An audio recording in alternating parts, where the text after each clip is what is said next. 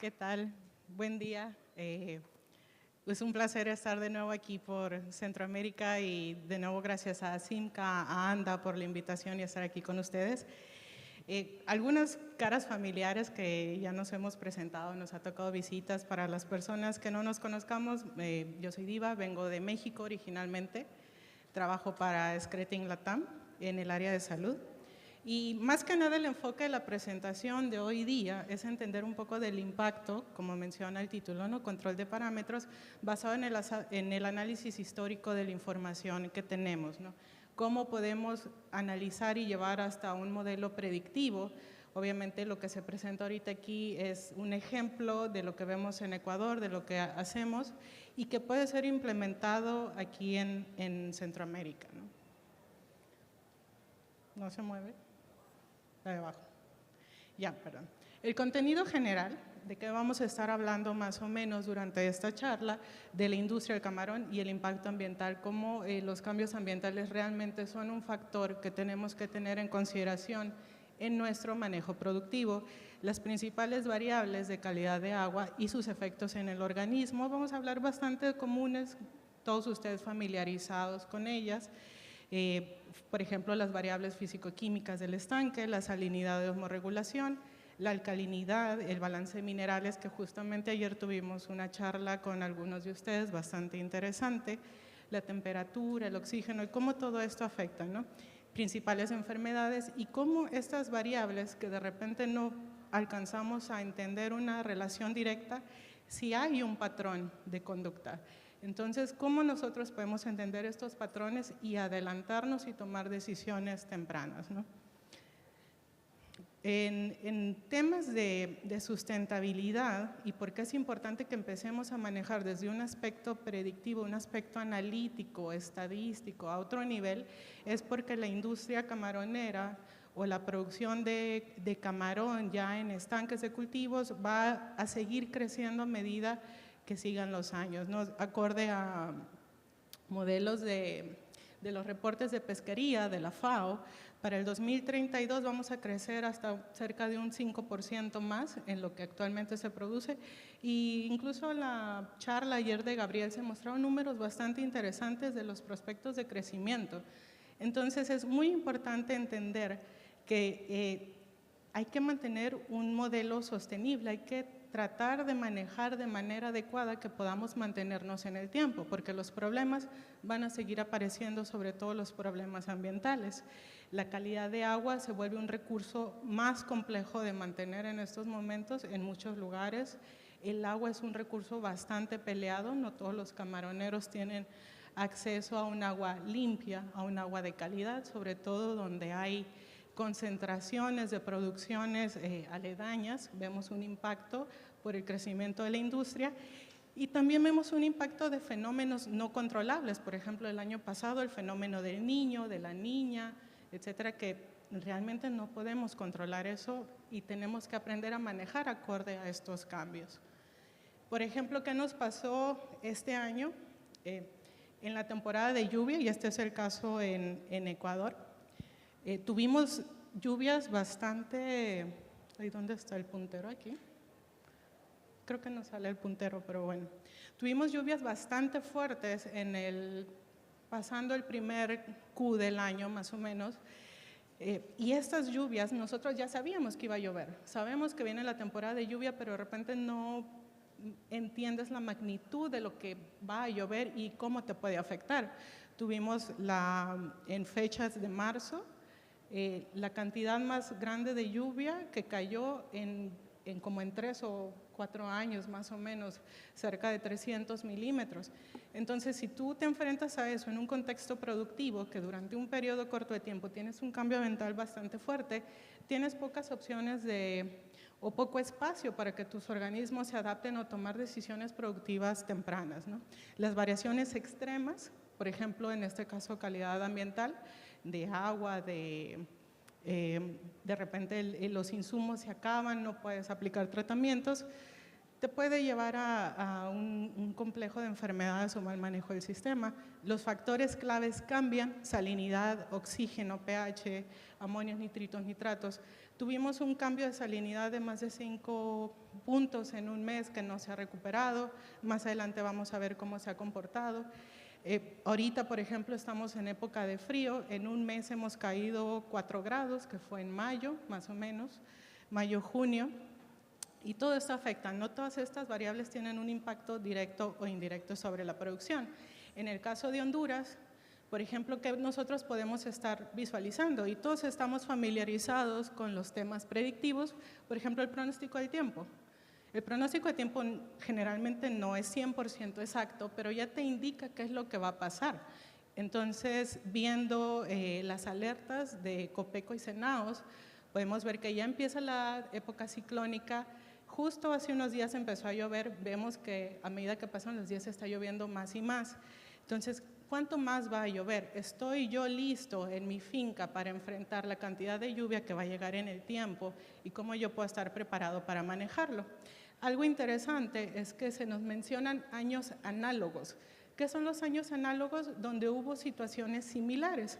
Entonces, si yo tengo data productiva de esos años, yo puedo contrastar la información y decir, ok, durante el 2001 y el 2012, la época fue bastante similar, que es lo que me indica el pronóstico. Entonces, ¿cómo fue mi sistema productivo en esa época para saber qué decisiones tomar que puedan ser replicables en este momento? A mí los dichos populares me encantan. Entonces dice, el que olvida su historia está condenado a repetirla. Si ya hemos pasado por esto, es mejor mirar hacia atrás y tratar de entender qué pasó y si me fue mal, qué puedo hacer para que no me vaya mal este año. Ese es el fin del análisis predictivo, ¿no? Entonces, en agosto y en septiembre va a haber una cuestión de precipitación bastante fuerte para algunos sectores. Y la ventaja es que viene la predicción hace varios meses adelante. Lo mismo para Nicaragua. Hay una producción pluvial ya de varios meses por parte de INETER y nos da casualmente que en los meses de… no sale esto. Pero a partir de agosto, por ejemplo, junio, julio, agosto, hay una precipitación ya predicha, por así decirlo, que nos va a ayudar también a tomar decisiones. Hemos estado viendo que en algunos sectores están bajando bastante los minerales, hay cambios de salinidad asociados con la lluvia. Previo a esto no había lluvia, sube la temperatura, sube la salinidad, pero ahorita estamos viendo que hay un drop, está bajando un poco y están bajando minerales y todo eso nos va a afectar. Y muchos de ustedes tienen un problema en común, que ayer lo estaban mencionando, que va asociado al cambio de estos parámetros. La temperatura va muy de la mano con la lluvia. Por ejemplo, en nuestro caso, lamentablemente la lluvia es en época de transición y muchas veces cuando hay lluvia hay bajas de temperatura, hay cambios de parámetros físico-químicos, ¿no? Pero en la temperatura del agua, nosotros, como todos sabemos, el camarón está muy cómodo y crece muy bien entre 26 y 32 grados. Menos de 26 grados no crece tan bien, el metabolismo se hace más lento. En temperaturas altas también hay un estrés térmico de por medio. Este es un resumen bastante puntual de qué podemos observar cuando tenemos estos cambios de temperatura, ni mucho ni poco.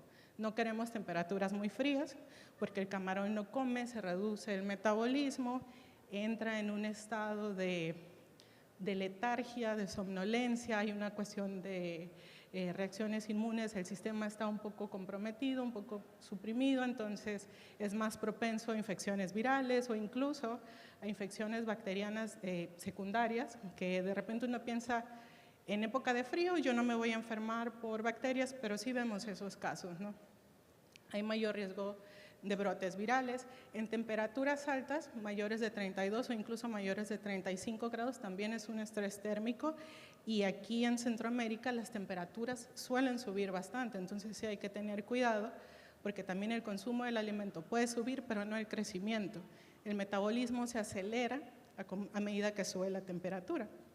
Y también la descomposición de la materia orgánica en el agua, entonces esto puede también ayudar, digamos, promover la proliferación de organismos no deseados en los sistemas de cultivo, ¿no? En la salinidad también tiene un impacto. Por ejemplo, nosotros decimos el rango óptimo, sin embargo, los camarones son organismos yuralinos, se adaptan bastante bien Hay muchos casos de éxito de cultivos de camarón en salinidades incluso de 0 punto y algo, casi cero. Solamente hay que suplementar un poco de minerales, de sodio, etcétera, en el alimento, pero sí se puede hacer hasta salinidades bastante altas. Por ejemplo, en Sonora alcanzamos salinidades de 35 en época de calor, en México, en el norte. Acá en Ecuador también hay salinidades de 30, pero generalmente el promedio va de, bueno, puede variar acorde a la región, ¿no? Pero generalmente el promedio salino es de unas 30 ppt, ¿no? Pero los cambios de salinidad que son bastante abruptos pueden irrumpir con los procesos osmorregulatorios, reducen las defensas del camarón y también afectan la resistencia a las enfermedades. El camarón necesita un periodo de tiempo para adaptarse a los cambios abruptos de su medio ambiental. Yo recuerdo, por ejemplo, cuando estaba en Asia trabajando con esto y hacíamos los cambios de salinidad, esperábamos horas para hacer un cambio de 1 ppt. Pero, por ejemplo, con una lluvia que te cae 200 milímetros en una noche, ¿qué cambio de salinidad puedes tener de un día para otro? ¿Y qué espacio le están dando al camarón para que se adapte, ¿no? Entonces, hay que ayudarlo en esos procesos. No lo podemos evitar porque no le podemos poner un toldo a la piscina, a menos que tengan un sistema súper intensivo, que sea como invernadero. Ahí sí, uno cierra los toldos y no pasa nada. Pero estamos hablando de 300, 500 hectáreas, 1000 hectáreas de cultivo. Son factores que no puedes controlar, pero puedes ayudar al organismo con la nutrición, con el uso de insumos, con el uso de protocolos para que se mantenga un poco más estable, ¿no? Uno no puede evitarlo, pero puedes darle las herramientas para que se recupere. Entonces nosotros, como hemos tratado de adelantarnos a esto en la toma de decisiones, este es un promedio bastante general, hicimos una segmentación bastante básica, son más de 6,000 datos, y para no irnos muy atrás, solamente estamos comparando con el año anterior, ¿no? Nosotros entendemos que hay cambios estacionales. Cuando hay lluvia, cuando hay época de sequía, todo va a variar. Tu comportamiento de las características físico-químicas de tu medio va a ser muy diferente en la época de lluvia versus la época de calor o la época seca. O va a ser muy diferente en la época que hace frío o en la época que hace más calor. Ahora, ¿qué tan diferente va a ser? Es lo que tenemos que tratar de entender, porque no todos se comportan de la misma manera. A lo mejor tú tienes un sistema de recirculación, a lo mejor tú tienes una mejor calidad de agua porque tomas agua de otro sector, a lo mejor tú tienes un vecino que también produce bastante y tomas agua del mismo punto y eso puede afectar tus parámetros, pero hay que entenderlo, ¿no? Entonces nosotros segmentamos de manera muy general. Hace rato me preguntaban si eran precrías o engorde, esto va todo incluido, pero como estamos segmentando por 2 tipos de salinidades. Vamos a ponerlo muy general, salinidad baja, mencionando de 0 a 15 y salinidad alta de 15 ppt para arriba. ¿Ya? Entonces, ¿qué es lo que vimos desde el 2024 hasta la fecha? El 2024 fue un año muy seco, fue el año del Niño, no llovió casi. Entonces nosotros podemos observar la tendencia bastante común que en el primer trimestre del año generalmente la salinidad tiende a bajar porque es nuestra época lluviosa, ¿ya? A medida que avanza el año en temas de salinidad va subiendo hasta fines de año, que es nuestra época seca. Ya los periodos de transición realmente no son muy marcados, pero en sectores de alta salinidad se mantiene esa curva bastante estable y al siguiente año vuelve a bajar. En el primer trimestre, ¿por qué? Porque también es la época de lluvia y transición.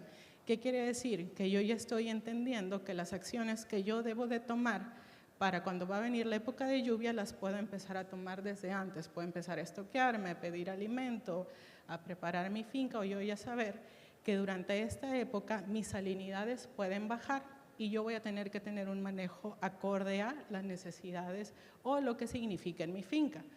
En teoría, la salinidad tiene que empezar a subir y adaptarse, que es lo que hemos visto, que de repente la subida no ha sido tan rápida como en años anteriores, y eso es un reto para nosotros. Entonces, eso nos ayuda a entender de repente por qué el camarón está tan estresado en este sector. ¿Sabes qué? Es que el año pasado yo en esta época ya tenía una salinidad de 10 puntos, pero este año, como llovió demasiado, ha tardado en subir la salinidad y me encuentro en 3. Entonces, eso es un factor de estrés que tú tienes que adaptar tu manejo para las nuevas condiciones. Lo mismo pasa en alcalinidad. Vemos que hay unas bajas de alcalinidad en la primera parte del año y en la segunda mitad del año tienden a subir. Generalmente sectores de agua dulce son los que tienen alcalinidades más altas. Es una característica y se mantienen, ¿no? Pero en la primera mitad del 2025 vemos el mismo comportamiento. En agua salada puede ser un poco más estable, pero se observa la misma tendencia. En temas de pH no vemos mayores variaciones. Muchas veces, debido al uso de insumos calcáreos, se mantiene la alcalinidad, no hay tanto problema, el pH, y lo vemos el pH un poco más alto en sectores de agua dulce, probablemente influenciado por el uso de cales, ¿no?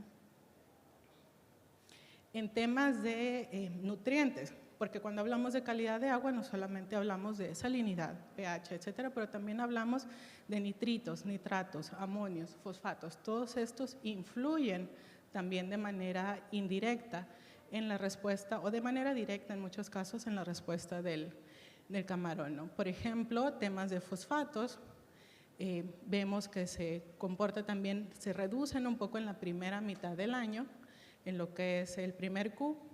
Lo mismo pasó en el 2025, sin embargo, empezaron a elevarse bastante este año. Eso para mí es una alerta. ¿Por qué se están subiendo? ¿En qué sectores? ¿Qué está pasando ahí? Entonces yo puedo tomar decisiones acorde a esta tendencia. En baja salinidad se mantienen un poco más estables, pero sí se ve una alza a raíz de que empezó a dejar de llover. En cuestión de nitritos, vemos también un comportamiento similar, bajan, se mantienen, en alta salinidad se han mantenido bajos, pero en alta salinidad han subido. Eso, por ejemplo, para mí es una alerta, porque los nitritos en baja salinidad pueden ser tóxicos, bastante tóxicos para el camarón. Entonces, ¿qué está pasando en los sectores de baja salinidad? Y yo tengo que adaptar. Si mi salinidad baja, este es un parámetro que tengo que tener en cuenta, porque puede crear temas de toxicidad, de disrupción del sistema digestivo, del balance de la microbiota. Ya anteriormente mencionaron la importancia de este, y sí es algo que tengo que considerar, ¿no? De igual manera, los nitratos son de bastante interés, se ven en la época de lluvias que bajan, se mantienen y empiezan a subir en la época seca. El oxígeno disuelto también tiene un factor bastante importante. ¿Por qué? Porque el oxígeno es, digamos, el que marca todos estos pasos, ¿no? de la degradación de muchos compuestos, del performance del animal. Si yo no tengo suficiente aireación, tengo que airear, tengo que tecnificar, necesito niveles mínimos para poder llevar a cabo los procesos metabólicos adecuados, ¿no? Niveles críticos menos de 3 miligramos, me dicen, pero menos de 3 miligramos me crece bien. Sí, pero no es lo ideal, crece bien a fuerzas, o sea, lo estás forzando bajo un nivel de estrés. Buenos niveles en la literatura, más de 6 miligramos, pero a veces es difícil mantener más de 6 miligramos por litro, o lo vemos solamente en ocasiones puntuales. Lo mínimo, de repente 4 miligramos por litro puede ser lo adecuado. Los niveles muy altos, también una sobresaturación de oxígeno disuelto, puede causar mortalidad, problemas. Hay uno que le dicen el síndrome de la burbuja, por ejemplo. Hay recomendaciones de manejo, el monitoreo continuo. Por ejemplo, yo puedo también entender, acorde al histórico, cómo se comportan. Por ejemplo, se podría incluir aquí el oxígeno en mi finca, en mis sectores, si estoy teniendo esos problemas, y yo puedo tratar de correlacionarlo incluso con indicadores productivos. ¿Por qué? Porque la idea es entender cuando me va bien, por qué me va bien y qué eran los factores en común, ya la correlación estadística a otro nivel, y cuando me va mal, ¿por qué me va mal? Que era justo lo que hablábamos ayer, ¿no? El pH y la alcalinidad que mencionamos anteriormente, que eran importantes, es ideal mantenerlos estables en el sistema acuático. Estos ejemplos que vienen aquí de boletines son boletines gratuitos que nosotros hemos hecho de investigación, están disponibles en internet, los pueden bajar sin ningún problema. Hay un rango ideal entre estos factores. Lo ideal es mantenerse dentro de, no queremos pHs muy bajos, no queremos un medio ácido, pero tampoco queremos un medio muy alcalino. Lo ideal es encontrar ese balance. Cuando hay un pH bajo, algunos compuestos que analizamos se vuelven tóxicos. Entonces, por eso es bueno analizar las tendencias y ver cómo yo me comporto a lo largo del año. Una gran ventaja que tiene Centroamérica es que el cultivo de ustedes no es todo el año. Hay un periodo de descanso para muchos de ustedes, más o menos por noviembre, diciembre, que ya se secan las lagunas. Y es una buena época para entender cómo se comportan desde siembra hasta secado, cómo se comportan las lagunas durante el secado, qué es lo que cambia. Por ejemplo, la materia orgánica, los suelos, etcétera, el pH del suelo también cómo está. El uso de cales, por ejemplo, para tratamientos, creo que ayer mencionaban algunos que han cambiado de repente, cuál cal me funciona mejor. Hay diferentes tipos de cales y diferentes funciones. La tasa de renovación de agua que yo tengo también es un factor bastante importante que va a influir en cómo los patógenos o cómo el camarón hace su performance, ¿no? Y el agua, algo que le decía de repente a algún productor allá, gran cantidad de los problemas que tenemos en finca, que uno piensa que son de origen sanitario, se resuelven con un buen recambio de agua a tiempo. Eso te va a ayudar bastante a diluir, por ejemplo, amonios, nitritos, nitratos, el amonio no ionizado, los nitritos, por ejemplo, como les digo, pueden volverse bastante tóxicos, crean cambios en el sistema digestivo que no es ideal para el camarón. La exposición prolongada también puede afectar el sistema inmune. En algunos casos hemos encontrado correlaciones donde los nitritos potencian el desarrollo de ciertos tipos de bacterias, justo en esa finca, en ese modelo. Entonces, por eso es muy importante que uno analice su propia información para entender, por ejemplo, cómo estos factores se correlacionan entre sí. Todo esto es muy dinámico, no es posible implementar una receta y decirles, siempre se te van a comportar de esta manera. Uno tiene que ir analizando por sectores, por gramajes, por orígenes incluso de semilla, de larva, por sistema de siembra, y todo eso uno va encontrando cómo se relacionan y se comportan entre ellos. Por ejemplo, en el caso de los nitritos, hemos visto que favorecen el florecimiento de ciertas bacterias y en muchos casos uno piensa, cuando tiene una enfermedad en finca y ve un comportamiento bastante similar, dice, es una vibriosis, pero a veces no. En este caso, por ejemplo, era otro tipo de bacterias que era una adamsela. ¿Y qué es lo interesante? ¿O qué es lo que tenemos que tratar de entender? El camarón, a la hora de expresar los signos de enfermedad o los síntomas, por así decirlo, es bastante limitado. Si tiene una infección, se va a poner rojito. La infección puede ser por bacteria, la infección puede ser por virus o puede ser algún otro tipo de estrés.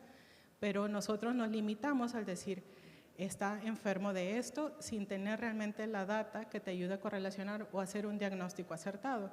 Solamente vemos hepatopáncreas pálido, hepatopáncreas reducido, cambios de coloración, efectos en el cefalotórax o en la dureza del mismo, pero hay que tratar de encontrar qué es lo que lo está causando y cuáles son los factores que están en correlación dinámica para causar ese problema. Y solo lo podemos hacer analizando la información que tenemos.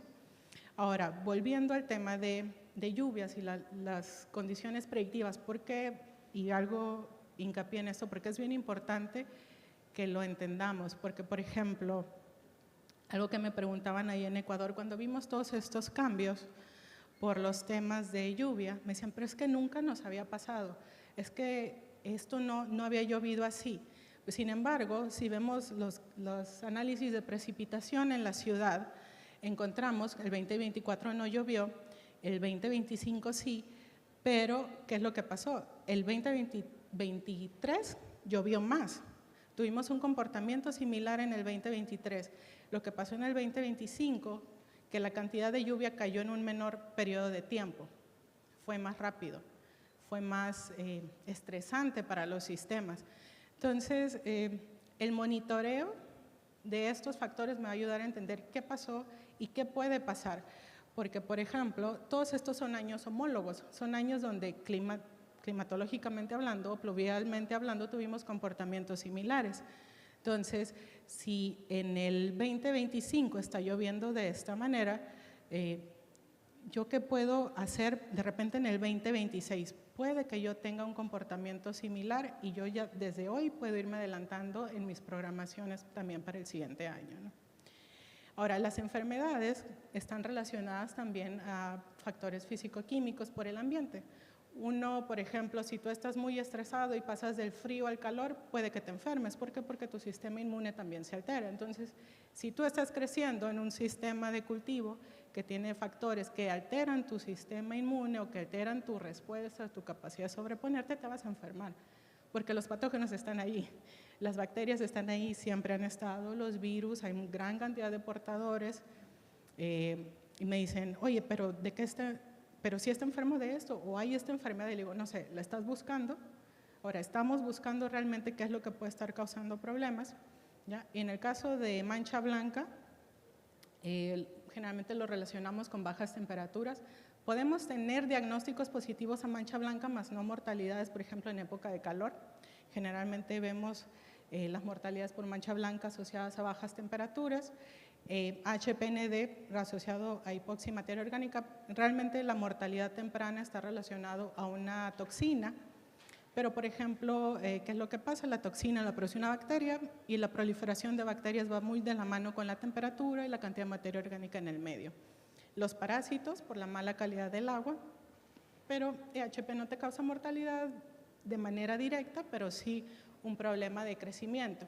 Las tendencias que hemos observado también son estacionales y son bastante marcadas, incluso también las podemos correlacionar con temas de salinidades, de locaciones geográficas. Pueden irse un paso más allá y decir, cuando tuve las mejores producciones, ¿tuve yo alguna incidencia de enfermedad, alguna ausencia de enfermedad? Y eso nos ayuda a adelantarnos. ¿Por qué? Porque ya sabemos o ya podemos predecir hasta cierto grado cómo va a ser el comportamiento en cierta región referente a ciertos patógenos. Entonces yo puedo empezar a tomar acciones desde antes, empezar a preparar mis piscinas, empezar a alimentar de cierta manera, porque yo ya sé que en esta época de repente voy a tener brotes de mancha blanca o puedo reducirlo porque anteriormente mi data me dice que aquí yo voy a sufrir. Yo no quiero sufrir, yo no quiero que mis camarones se mueran. Entonces yo tengo que empezar a actuar desde antes. Las bacterias extracelulares, que es la mortalidad temprana, el PIRA-B, la toxina, tienen diferentes nombres dependiendo del país, pero sigue siendo, en México diríamos el mismo gato, pero revolcado, ¿no? Viene siendo la misma cosa.